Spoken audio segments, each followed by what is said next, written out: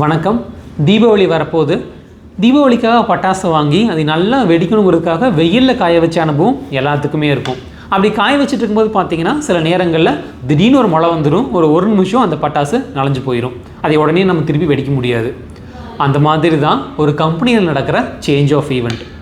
ஒரு job order உள்ளே வந்து அது நல்லா ரன் ஆகி அந்த ப்ரொடக்ஷனே ஒரு ஃபுல் எஃபிஷியன்சிக்கு வரதுக்கு கொஞ்சம் டைம் எடுத்துக்கும். அப்படி ஃபுல் எஃபிஷியன்சியில் ஒரு ப்ரொடக்ஷன் நடந்துகிட்டு இருக்கும்போது திடீர்னு இந்த ஜாப் ஆர்டர் ஸ்டாப் பண்ணுங்கப்பா, இது வேண்டாம், இது இன்னொரு ஜாப் ஆர்டர் அர்ஜென்ட்டு, இதை மாற்றுங்கன்னு சொல்லி ஒரு புது ஜாபை உள்ள கொடுப்பாங்க.